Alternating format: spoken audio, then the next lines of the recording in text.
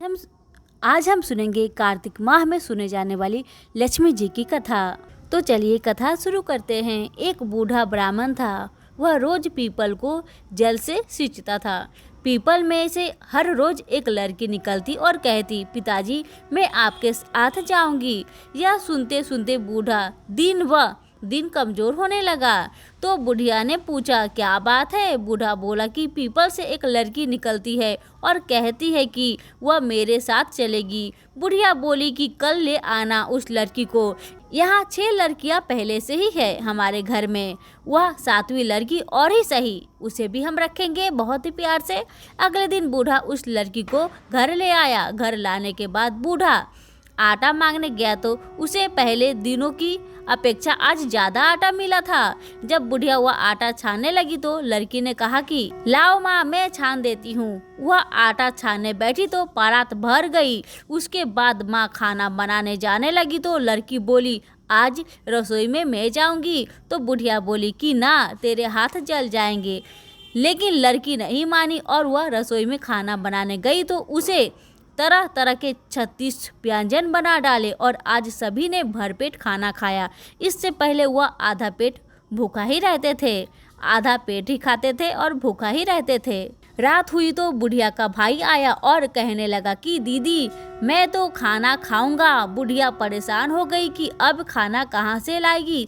लड़की ने पूछा कि माँ क्या बात है? उसने कहा कि तेरा मामा आया है और रोटी खाएगा, लेकिन रोटी तो सबने खा ली है, अब उसके लिए कहाँ से लाऊंगी। लड़की बोली कि मैं बना दूंगी और वह रसोई में गई। मामा के लिए 36 व्यंजन बना दिए। मामा ने भरपेट खाया और कहा भी कि ऐसा खाना इससे पहले उसने कभी नहीं खाया। बुढ़िया ने कहा कि भाई तेरी पावनी भांजी है, उसी ने बनाया है। शाम हुई तो लड़की बोली कि माँ चौका लगा के चौका का दिया जला देना, कोठे में मैं सोऊंगी। बुढ़िया बोली कि ना बेटी, तू डर जाएगी। लेकिन वह बोली कि ना, मैं नहीं डरूंगी, मैं अंदर कोठे में ही सोऊंगी। कोठे में ही जाकर सो गई। आधी रात को लड़की उठी और चारों ओर आंख मारी तो धन ही धन हो गया। वह बाहर जाने लगी तो एक बूढ़ा ब्राह्मण सो रहा था। उसने देखा तो कहा कि बेटी तू कहाँ चली? मैं तो दरिद्रता दूर करने आई थी, अगर तुम्हें दूर करवानी है तो करवा लो। उसने बूढ़े के घर में भी आंख से देखा तो चारों ओर धन ही धन हो गया। सुबह सवेरे सब उठे तो लड़की को ना पाकर उसे ढूंढने लगे कि पावनी बेटी कहाँ गई। बूढ़ा ब्राह्मण बोला कि वह तो लक्ष्मी माता थी जो तुम्हारे साथ मेरे दरिद्रता भी दूर कर गई। हे लक्ष्मी माता, जैसे आपने उनकी दरिद्रता दूर की वैसे सबकी करना। जय हो लक्ष्मी मैया की। कार्तिक माह की दूसरी कथा। एक लप्सी था और एक तपसी था। तपसी तो भगवान की तपस्या करता था और लप्सी सवा शेर की लप्सी बनाकर भगवान को भोग लगाकर जिम लेता था।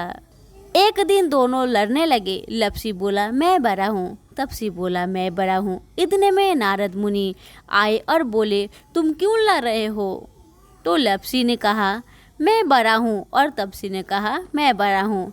तपसी बोला मैं सारे दिन भगवान की पूजा करता हूँ। यह सुन नारद जी ने कहा मैं तुम्हारा फैसला कर दूंगा। दूसरे दिन लप्सी और तपसी नहाकर आए तो नारद जी ने 1.25 करोड़ की अंगूठी उनके आगे फेंक दी। लप्सी का ध्यान उस अंगूठी पर गया। तपसी तपस्या करने बैठा तो उसे अंगूठी दिखी और उसने अपने घुटने के नीचे दबा ली और तपस्या करने लगा। लप्सी लप्सी बनाकर उसका भगवान को भोग लगाकर जिमने बैठ गया। इतने में नारद जी आए, तब दोनों से पूछे कि कौन बड़ा है? फिर तपसी ने कहा मैं बड़ा हूँ। नारद जी ने बोले तेरा घुटना उठा तो उसके नीचे 1.25 करोड़ की अंगूठी निकली। तब नारद जी बोले कि ये अंगूठी तूने चुराई है, तुझे तेरी तपस्या का फल नहीं मिलेगा। तब तपसी बोला नारद मुनि, मेरी तपस्या का दोष कैसे दूर होगा? नारद जी ने कहा रोटी बनाकर बटाया नहीं बनाया तो फल तुझे होगा। ब्राह्मण जिमा कर दक्षिणा नहीं दे तो फल तुझे होगा। साड़ी दे के ब्लाउज नहीं दिया तो फल तुझे होगा। दिया से दिया जलावे तो फल तुझे मिलेगा। सब व्रत त्योहार की कहानी सुनने के बाद तेरी कहानी नहीं सुने तो फल मुझे होगा। तब से लपसी तपसी की कहानी सुनी जाती है। हमारी आज की कथा यहीं पे समाप्त होती है। कैसी लगी आपको एक कमेंट करके ज़रूर बताइएगा। आप सभी का बहुत बहुत धन्यवाद।